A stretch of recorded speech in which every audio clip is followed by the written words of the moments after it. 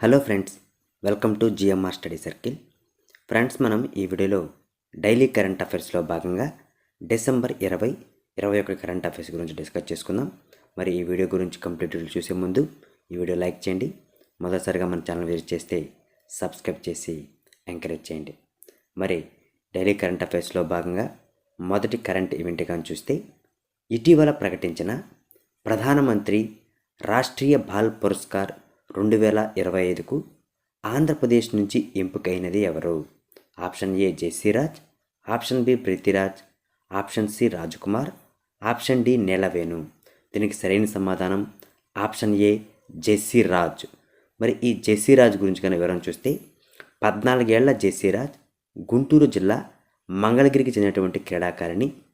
2024లో న్యూజిలాండ్లో జరిగినటువంటి inline free skating విభాగంలో బంగారు పథకం సాధించింది. ఈ పురస్కారం బాలలకు ఇచ్చేటువంటి అత్యున్నతమైనటువంటి సివిలైజేషన్ అవార్డు. దీన్నే పౌర పురస్కారం అని కూడా అంటారన్నమాట. మరి దేశవ్యాప్తంగా ఏటా వివిధ అంశాల్లో ప్రతిభ కనపరిచిన బాలలకు ప్రదానం చేస్తారు. అంతేకాకుండా ఈ పురస్కారం ఇచ్చేటువంటి విభాగాలు ఏ కానీ చూస్తే, శౌర్యం, కళలు మరియు సంస్కృతి, పర్యావరణం, ఆవిష్కరణలు, సైన్స్ అండ్ టెక్నాలజీ, సామాజిక సేవ, క్రీడలు, ఈ విభాగాల్లో ఈ అవార్డును ప్రదానం చేస్తారు. మరి ఈ ఏడాది 25 మంది చిన్నారులకు కేంద్ర ప్రభుత్వం ఈ పురస్కారాన్ని అందిస్తుంది. మరి ఈ పురస్కారం కింద ప్రైజ్ మనీ కానీ చూస్తే 1 లక్ష రూపాయలు, ప్రశంసా పత్రం అనేటువంటిది ఇవ్వడం జరుగుతుంది. సో ఇక్కడ బాగా గుర్తుపెట్టుకోవాల్సినటువంటిది ఈ యొక్క జెస్సీరాజ్ అనేటువంటి ఈ పాప 14 సంవత్సరాల పాప గురించి. సో ఈమెకి ప్రధానమంత్రి రాష్ట్రీయ బాల్ పురస్కారం 2025కు ఎంపికైంది. మరి ఈ పాప ఏ క్రీడలో రాణిస్తుందంటే స్కేటింగ్లో రాణిస్తుంది అనమాట. సో బంగారు పథకం ఎప్పుడు సాధించిందంటే, సో 2024 న్యూజిలాండ్ జరిగినటువంటి ఇన్లైన్ ఫ్రీ స్కేటింగ్ విభాగంలో బంగారు పథకం వచ్చేసింది అనమాట. సో ఇవి గుర్తుంచుకోవాల్సిన అంశాలు. మరి దీనికి సంబంధించినటువంటి ఒక ప్రశ్నగా చూస్తే, ప్రధానమంత్రి రాష్ట్రీయ బాల్ పురస్కారంను ఏ వయసు గల పిల్లలకు ప్రదానం చేస్తారు? ఆప్షన్ ఏ 5 నుంచి 19 సంవత్సరాలు, option B 10 to 18, option C 5 to 18, option D 20 to 25. దీనికి సరైన సమాధానం ఆప్షన్ సి 5 to 18 ఇయర్స్ పిల్లలకి ప్రదానం చేస్తారన్నమాట. మరొక ప్రశ్నగా చూస్తే, ఈ యొక్క రాష్ట్రీయ బాల్ పురస్కారానికి సంబంధించి ప్రధానమంత్రి రాష్ట్రీయ బాల్ పురస్కారము ఏ మంత్రిత్వ శాఖ ఆధ్వర్యంలో ప్రకటిస్తారు? ఆప్షన్ ఏ హోంశాఖ, ఆప్షన్ బి రక్షణ శాఖ, ఆప్షన్ సి శిశు సంక్షేమ శాఖ, ఆప్షన్ డి ఆర్థిక శాఖ. దీనికి సరైన సమాధానం ఆప్షన్ సి స్త్రీ శిశు సంక్షేమ శాఖ. సో స్త్రీ శిశు సంక్షేమ శాఖ ఆధ్వర్యంలో ఈ రాష్ట్రీయ బాల్ పురస్కారాన్ని ప్రకటిస్తారు. మరి దీనికి సంబంధించి మరొక క్వశ్చన్ కూడా ఉంది. సో ఏ సంవత్సరంలో పిఎంఆర్బిపి అంటే ప్రధానమంత్రి రాష్ట్రీయ బాల్ పురస్కారంను ప్రారంభించారు అని అడిగారు. దీనికి సరైన option A 1995, option B 1996, option C 1997, option D 2000.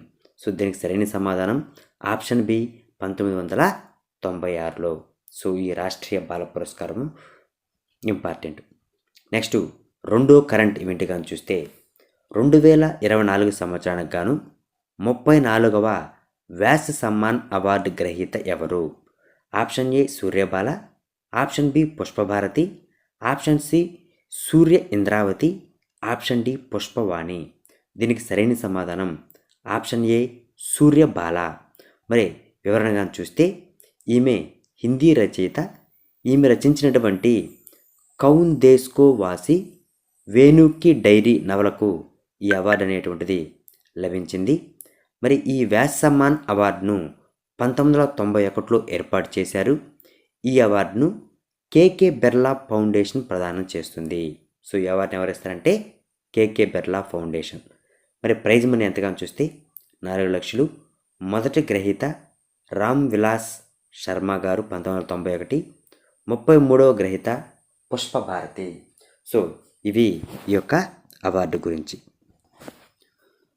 మరి మనం ఇక్కడ మూడో కరెంట్ ఈవెంట్గా చూస్తే, WHO మలేరియా నివేదిక 2024 ప్రకారం దేశంలో మలేరియా కేసులు, ఆ వ్యాధితో ముడిపడ్డ మరణాలు గణనీయంగా తగ్గడంతో HbH1 గ్రూప్ నుండి బయటపడిందని WHO ప్రకటించింది. Option A Bharat, option B China, option C France, option D Russia. So దీనికి సరైన సమాధానం ఆప్షన్ ఏ భారత్. సో దీని గురించి వివరణగా చూస్తే, సో ఇది లేటెస్ట్ ఈవెంట్, చాలా గుర్తుపెట్టుకోవాలా, ఎగ్జామ్స్లో అడగదగ్గ ఏరియా. మలేరియా నివేదిక ప్రకారం, అంటే మలేరియా నివేదిక 2024 ప్రకారం భారత్లో హెల్త్ వర్కర్లు మారుమూల ప్రాంతాలకు వెళ్ళి మలేరియా కేసులు, మరణాలు గణనీయంగా తగ్గిస్తున్నారని చెప్పి పేర్కొంది. దీంతో high burden to high impact HbH1 group నుండి భారత్ బయటపడింది. అంతేకాక 2017 నాటికి 64 లక్షల మలేరియా కేసులు నమోదు కాగా 2023 నాటికి 20 లక్షల కేసులు తగ్గింది. అంటే 69% తగ్గుదల అనేటువంటిది ఇక్కడ తెలిసిందే. అదేవిధంగా కానీ చూస్తే మరణాలు 11,100 నుంచి 3,500 వరకు తగ్గాయని WHO ప్రకటించిందన్నమాట. సో ఈ HbH1 గ్రూప్ అన్నమాట, దీన్ని high burden to high impact అంటూ ఈ గ్రూప్లో ఉంటే, సో WHO అండ్ ప్రాబ్లం ఎక్కువగా ఉంది అర్థం. సో ఈ గ్రూప్ నుంచి బయట వచ్చేసిందంటే సో ప్రాబ్లం తగ్గిందని అర్థం. సో దేంట్లో మలేరియాలో అన్నమాట. నెక్స్ట్ 4వ కరెంట్ ఈవెంట్ కానీ చూస్తే, ఇటీవల ఏ భారత క్రికెటర్ అంతర్జాతీయ క్రికెట్ అన్ని ఫార్మెట్ల నుంచి రిటైర్డ్ అవుతున్నట్లు ప్రకటించాడు. So option A Ravindra Jadeja, option B Ravichandran Ashwin, option C Bumrah, option D Suman Gill.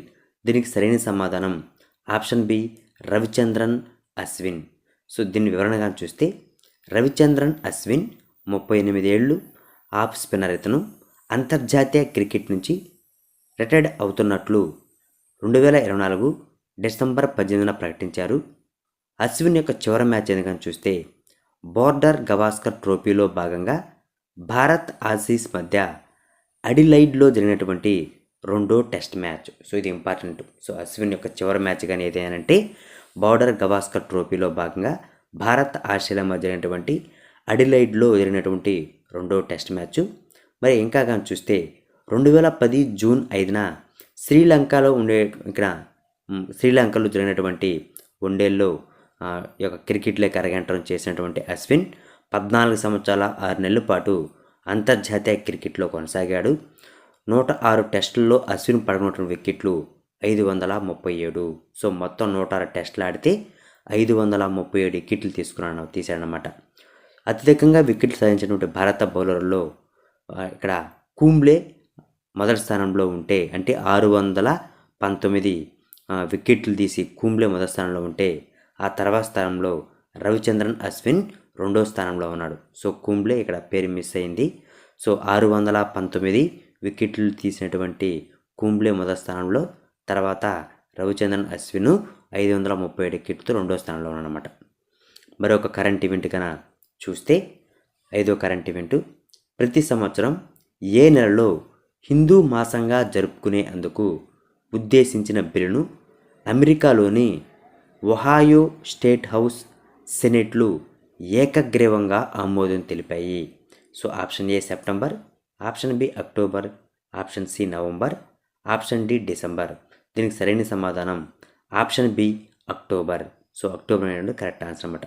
So Hindu మాసంగా అమెరికాలో ఉన్నటువంటి ఒహాయో స్టేట్ హౌస్ మరియు సెనెట్లు ఏకగ్రీవంగా ఆమోదం తెలిపాయి అన్నమాట. 6వ కరెంట్ ఈవెంట్ గాను చూస్తే 2023 సంవత్సరానికి గాను నేషనల్ తాన్సేన్ అవార్డును ఎవరికి ప్రదానం చేశారు? Option A Swapna Chaudhary, option A Swapna Chaudhary, option B Lata Mangeshkar, option C Ashwini Chaudhary, option D Janaki. So దీనికి సరైన సమాధానం option A Swapna Chaudhary. So ఈ స్వప్న చౌదరి గురించి కొంచెం ఇన్ఫర్మేషన్ కానీ చూస్తే, ఈ స్వప్న చౌదరి కలకత్తా చెందినటువంటి ప్రముఖ తబాలా మ్యూజిక్ ప్లేయర్. మరి ఈ అవార్డును మధ్యప్రదేశ్ ప్రభుత్వం మ్యూజిక్ ఎంపరర్ తాన్సేన్ గుర్తుగా ప్రదానం చేస్తారు. ఈ అవార్డు యొక్క ప్రైజ్ మనీ 5 లక్షలు. సో ఎవరైతే మ్యూజిక్లో బాగా రాణిస్తారో వాళ్ళకి ఈ అవార్డుని ప్రదానం చేయడం జరుగుతుంది. సో 5 లక్షల రూపాయల క్యాష్ ప్రైజ్ కూడా ఇవ్వడం జరుగుతుంది. మరి ఈ తాన్సేన్ అవార్డుని ఎవరిస్తారంటే మధ్యప్రదేశ్ ప్రభుత్వం అనేటువంటిది ఇస్తుంది. మరి దీనికి సంబంధించి మరొక క్వశ్చన్ కూడా ఇక్కడ ఉంది. 2023 సంవత్సరానికి రాజా మాన్సింగ్ తోమర్ అవార్డును ఎవరికి ప్రదానం చేశారు? సో దీనికి సరైన సమాధానం సనంద్ న్యాస్ అనేటువంటి వ్యక్తికి ప్రదానం చేశారు. మరి దీనికి ఈ 2 అవార్డులు చూడండి ఒకసారి ఇంపార్టెంట్. ఈ 2 అవార్డులను వరల్డ్ ఫేమస్ తాన్సేన్ మ్యూజిక్ ఫెస్టివల్లో భాగంగా ప్రదానం చేస్తారు. సో ఏ అవార్డులు? రాజా మాన్సింగ్ తోమర్ అవార్డును, అంతేకాకుండా ఈ యొక్క నేషనల్ తాన్సేన్ అవార్డును, రెండింటిని వరల్డ్ ఫేమస్ అనేటువంటి తాన్సేన్ మ్యూజిక్ ఫెస్టివల్లో భాగంగా ప్రదానం చేస్తారు. మరి ఈ మ్యూజిక్ ఫెస్టివల్ను మధ్యప్రదేశ్లోని గ్వాలియర్లో నిర్వహిస్తారు. సో ఈ మ్యూజిక్ ఫెస్టివల్ ఎక్కడ నిర్వహిస్తారు? మధ్యప్రదేశ్ గ్వాలియర్లో నిర్వహిస్తారన్నమాట. మరి ఇక్కడ ఒక క్వశ్చన్ ఉంది. మ్యూజిక్ క్యాపిటల్ ఆఫ్ మధ్యప్రదేశ్ ఏదని చెప్తే గ్వాలియర్ అని చెప్పాలి. సో నెక్స్ట్ 7వ కరెంట్ ఈవెంట్కి గన వెళ్తే, ఇటీవల ఎవరికి రాయల్ ఆర్డర్ ఆఫ్ భూటాన్ అవార్డును ప్రకటించారు? Option A Arun Kapoor, option B Arjun Kapoor, option C Boney Kapoor, option D Neeraj Chopra. So దీనికి సరైన సమాధానం ఆప్షన్ బి అర్జున్ కపూర్. మరి దీని గురించి దీనికి Arjun Kapoor sorry friends, option A Arun Kapoor సరైన సమాధానం. సో మళ్ళీ ఒకసారి రిపీట్ చేస్తున్నాను. ఇటీవల ఎవరికి రాయల్ ఆర్డర్ ఆఫ్ భూటాన్ అవార్డును ప్రకటించాడు? దీనికి సరైన సమాధానం అరుణ్ కపూర్కి ప్రకటించారు. ఆప్షన్ ఏ కరెక్ట్ ఆన్సర్ అన్నమాట. మరి వివరణగా చూస్తే, భారత్, భూటాన్ మరియు ఒమన్ దేశాల్లో పాఠశాలను నెలకొల్పిన ప్రఖ్యాత భారతీయ విద్యావేత్త అరుణ్ కపూర్కు 117వ భూటాన్ జాతీయ దినోత్సవ వేడుకల్లో భూటాన్ రాజు జిగ్మే కేసర్ నామ్గేల్ బురామార్ఫ్ ఎర్రకండువ మరియు పతంగ్ ఆచార ఖడ్గాన్ని ప్రదానం చేశారు. అంటే ఈ అవార్డు అనేటువంటిది royal order of the Bhutan అవార్డులో ఒక ఎర్రకండువ, ఒక ఆచార ఖడ్గం అనేటువంటిదని ప్రదానం చేస్తారన్నమాట. సో దీన్ని 1966 సంవత్సరంలో ఈ యొక్క రాజు అనేటువంటి జిగ్మే కేసర్ నామ్గేల్ గారి దీన్ని ఎస్టాబ్లిష్ చేయడం జరిగింది ఈ అవార్డుని. సో ఈ అవార్డుని ఎవరికి ప్రదానం చేశారంటే అరుణ్ కపూర్కి ప్రదానం చేశారన్నమాట. నెక్స్ట్ దీనికి సంబంధించి ఒక క్వశ్చన్ అనేటువంటిది ఉంది. సో ఈ క్వశ్చన్ కూడా ఇంపార్టెంట్.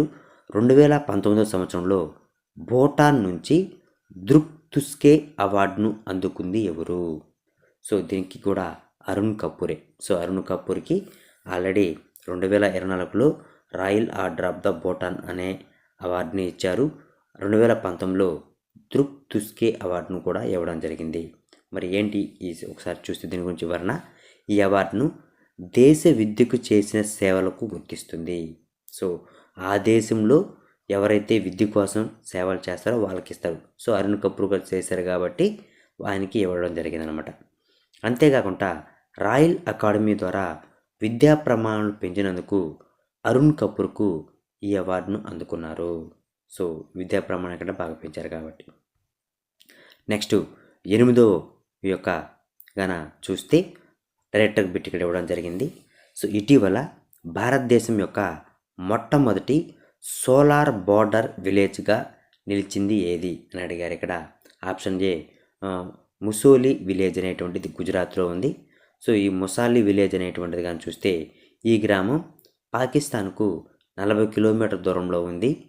పిఎం సూర్యఘర్ యోజన పథకంలో భాగంగా ఈ గ్రామంలో 100% సోలార్ పవర్ విలేజ్ ఇన్ కంట్రీగా నిలిచింది.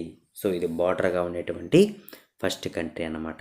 సో ఇక్కడ 119 గ్రామాలు ఉంటాయి, 800 మంది ప్రజలు ఉంటారు అని చెప్పి కూడా ఇక్కడ మనకి ఎక్స్ట్రా ఇన్ఫర్మేషన్ ఉంది.